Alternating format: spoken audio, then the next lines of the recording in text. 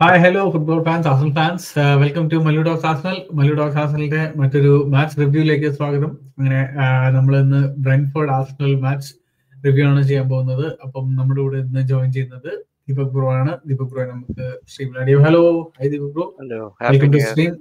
Happy new year, happy new year എല്ലാവർക്കും, happy new year. അപ്പോ നല്ലൊരു തുടക്കമായിട്ട് തന്നെ ആർസണൽ കല ഉടച്ചില്ല. ബ്രെൻഫോർഡിൽ പോയിട്ട് 3-1 വിക്ടറി നേടിയെടുത്തു. ആൻഡ് ഫസ്റ്റ് ഹാഫ് കണ്ടപ്പോ ഈ ഇന്നത്തെ ദിവസം കൊളവാവെന്ന് കരുതി. പക്ഷെ സെക്കൻഡ് ഹാഫിൽ കംപ്ലീറ്റ്ലി ഉൾട്ടടിച്ചു. ഒരു കുറച്ചുകൂടെ പ്ലേയേഴ്സ് ഒരു മെച്യൂരിറ്റി കുറച്ചുകൂടെ കാണിച്ചു എന്ന് എനിക്ക് തോന്നി. Yes, your thoughts bro. First ഹാഫിന്റെ നേരെ വിപരീതമായിരുന്നു സെക്കൻഡ് ഹാഫ് വന്നപ്പോഴൊരു പേസ് കൂടി. അത് ആ പേസ് ചെറുതായിട്ട് കൂട്ടിയപ്പോ തന്നെ നമുക്ക് മനസ്സിലായി കളി മാറി. ഇതായിരുന്നു നമ്മുടെ ടീം ചെയ്യേണ്ട കാര്യം. ഇത്രേ ഉള്ളൂ, പേസ് കൂട്ടി നല്ല പാസ് കൊടുത്ത് കളിക്കുക. ഇത് മറ്റേ ബാക്ക് പാസും സൈഡ് പാസും കൊടുത്തുകൊണ്ടിരിക്കുന്ന പകരം ഇത് ചെയ്താൽ മതി. ബട്ട് എടുത്തു പറയേണ്ട വെന്യേരി ലൈക്ക് കളിച്ച റൈറ്റ് വിങ്ങിൽ കളിച്ച നല്ല കളി. ആൻഡ് അതർ ദാൻ മാർട്ടിനെല്ലിയുടെ ഗോള്, മാർട്ടിനെല്ലി അത്രയും ഇമ്പാക്റ്റ് ഒന്നും ഇല്ലായിരുന്നു. But still in the first half, especially first ഹാഫിൽ വലിയ ഇമ്പാക്റ്റ് ഒന്നും ഞാൻ കണ്ടില്ല. കാരണം പുള്ളി കുറെയൊക്കെ റൺ ചെയ്യാണ്ട് ബാക്കിലോട്ട് പാസ് ഇടുന്ന ഒരു കുറെയൊക്കെ സിറ്റുവേഷൻസ് കണ്ടിരുന്നു.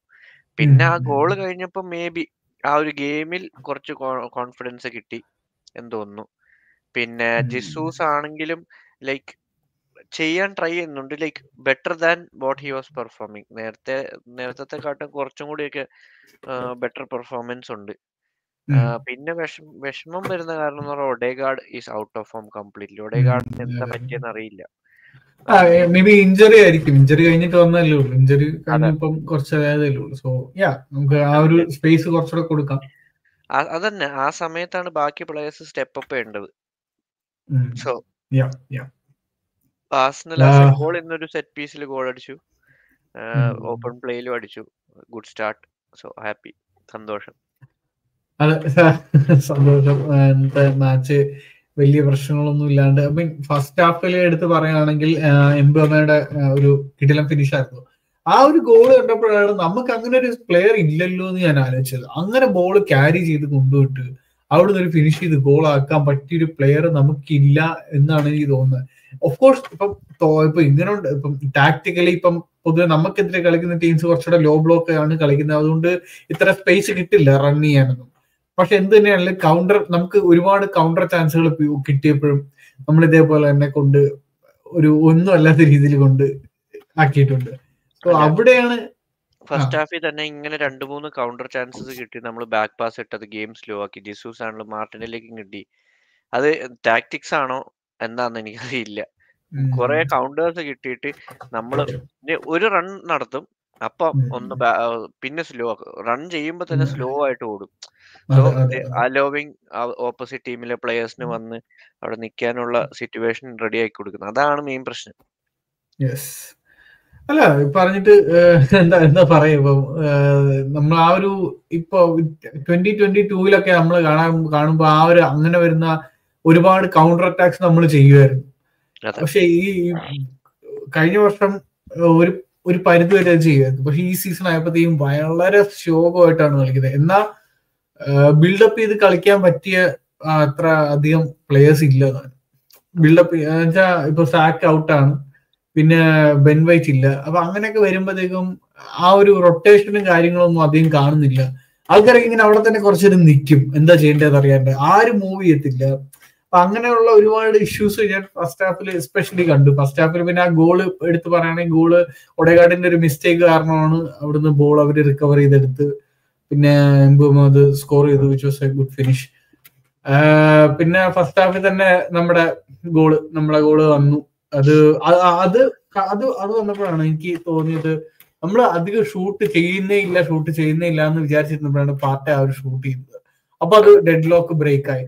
എന്തുകൊണ്ട് അതിന്റെ ഒരു തൊട്ട് മുന്നേ മീൻസ് മറ്റേ റായയുടെ ആ ഒരു ഗോൾ ലൈൻ സേവിന് തൊട്ട് മുന്നേ ഒരു സിറ്റുവേഷൻ ഉണ്ടായി. ഗബ്രിയേൽ ജിസൂസിന് ബോൾ കിട്ടി, ഒരു ടൈം ഉണ്ടായി, ഒരു സ്പേസ് ഉണ്ടായി ഷൂട്ട് ചെയ്യാൻ. അത് ഷൂട്ട് ചെയ്യാണ്ട് ഒന്ന് ഹോൾഡ് ചെയ്ത് പിന്നെ ട്രൈ ചെയ്യുന്ന സിറ്റുവേഷൻ ഞാൻ 2-3 എണ്ണം കാണുന്നുണ്ട്.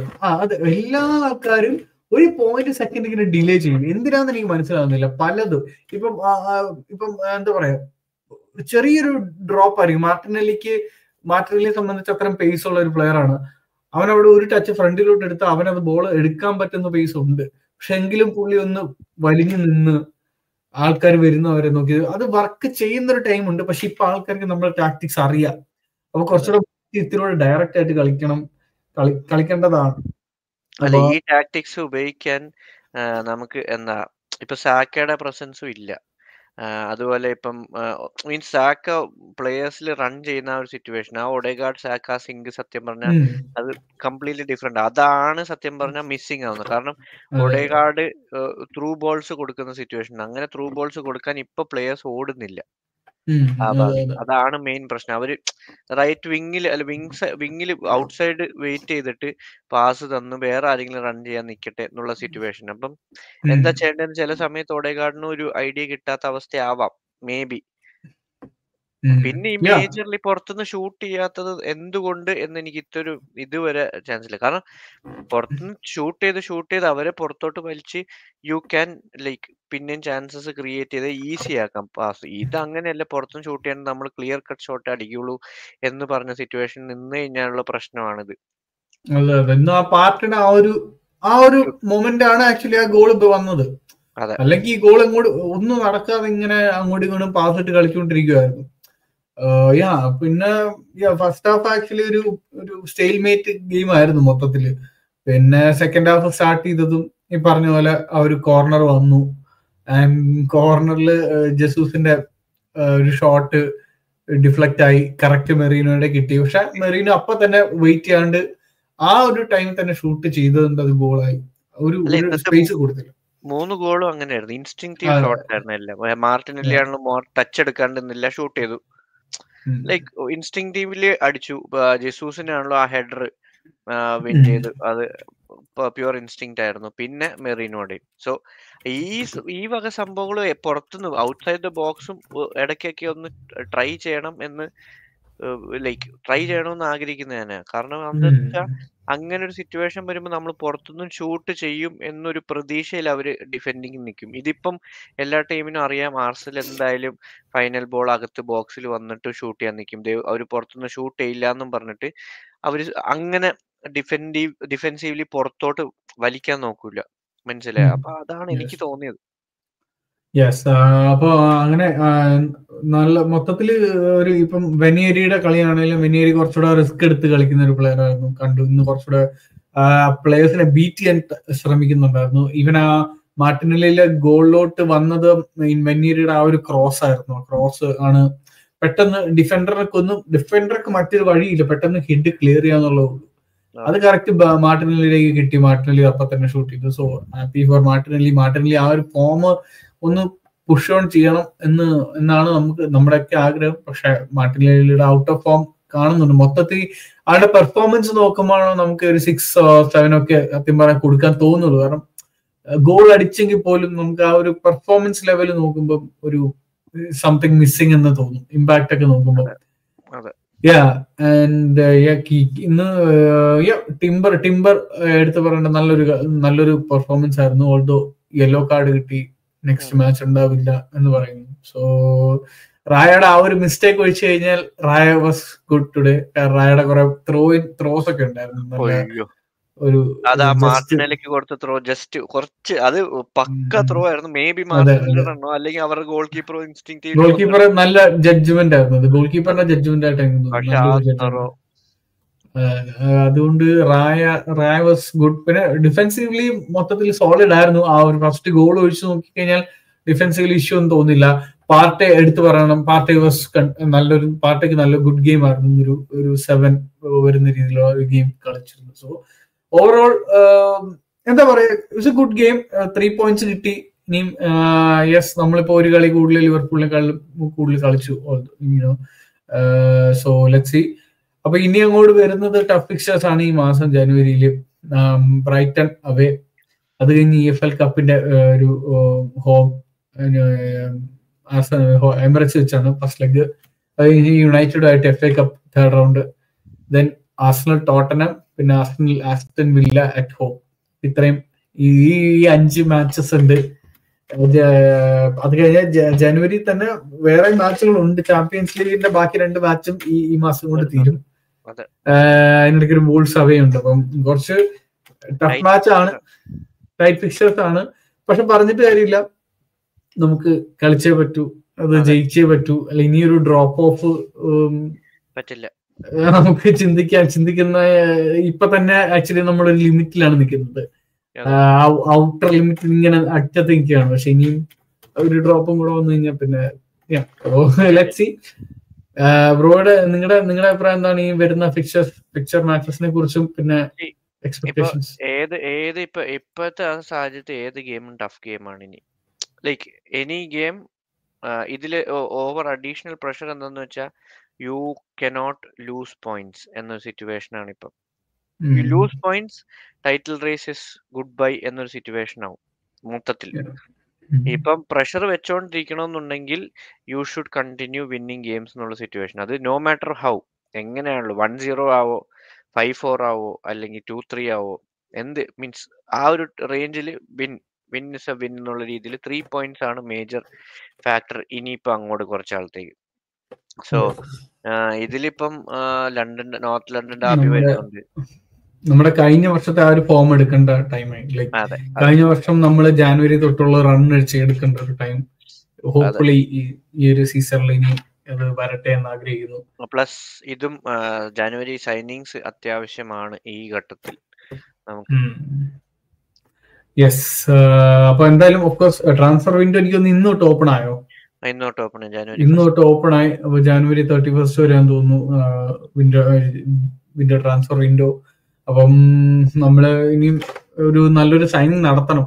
ഡെഫിനറ്റ്ലി ഒരു സൈനിങ് എന്തായാലും, കാരണം 2 മാസത്തേക്ക് സാക്ക ഇല്ല എന്നുള്ള ഏകദേശം കൺഫർമേഷൻ ആണ്. ഇനിയിപ്പം ഒരു ഫോർവേഡ് ഇന്ന് ഒരുപാട് ന്യൂസ് റിപ്പോർട്ടൊക്കെ കണ്ടു, നമ്മൾ ഫോർവേഡിനെ സൈൻ ചെയ്യാൻ വേണ്ടി പൈസ ഇറക്കാനൊക്കെ തയ്യാറാണെന്നൊക്കെ പറഞ്ഞു. ബട്ട് എനിക്ക് അറിഞ്ഞൂടാ എത്രമാത്രം സത്യമാണ്, അല്ലെങ്കിൽ അത് നടക്കുമോ ഇല്ല എന്നൊക്കെ ഉള്ളു. അതെ, എന്താ തയ്യാറാണെങ്കിൽ അത് പെട്ടെന്ന് ചെയ്യണം എന്ന സിറ്റുവേഷൻ എനിക്ക് തോന്നുന്നു. കാരണം വെച്ചോണ്ടിരുന്നിട്ട് കാര്യമില്ല. ലാസ്റ്റ് ട്രാൻസ്ഫറിന്റെ എൻഡ് വരെ വെച്ചോണ്ടിരുന്നിട്ട് ക്രൂഷ്യൽ ഗെയിംസിൽ ഇതിപ്പോ വന്നു കഴിഞ്ഞാൽ മിഡ് ഓഫ് ലൈക്ക് ഇപ്പൊ പെട്ടെന്ന് within a week so sign ചെയ്ത് കഴിഞ്ഞാൽ അവന് മേ ബി അവൻ ഒരു 2 weeks കൊടുത്തു കഴിഞ്ഞാലും he can start by end of January. അങ്ങനെ പ്ലാൻ ചെയ്തിട്ട് വേണം. ഇത് ഇപ്പൊ ജനുവരി ലാസ്റ്റ് ആയി കഴിഞ്ഞാൽ അവന് പിന്നെയും 2 ആഴ്ച കൊടുത്ത് ഫെബ്രുവരി പകുതി കഴിഞ്ഞിട്ടേ ജോയിൻ ചെയ്യാൻ പറ്റും. സോ അപ്പൊ ഓൾമോസ്റ്റ് കഴിഞ്ഞു ക്രൂഷ്യൽ ഗെയിംസ് എല്ലാം. സോ ആരാണെങ്കിലും സൈൻ ചെയ്യണം പെട്ടെന്നാവണം എന്നാണ് പ്രതീക്ഷ. ഡെഫിനറ്റ്ലി. അപ്പം എത്രയും പെട്ടെന്ന് മാനേജ്മെന്റ് ആക്ട് ചെയ്യണം, ബോർഡിന് പ്രഷർ ചെയ്യണം.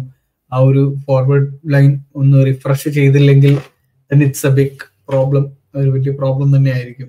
So yes. അപ്പൊ നമുക്ക് ഇന്ന് വേറെ മാച്ചിനെ കുറിച്ച് സംസാരിച്ച് ഇനിയിപ്പം വേറെ മറ്റെന്തെങ്കിലും ഡിസ്കസ് ചെയ്യാൻ ബാക്കിയുണ്ടോ?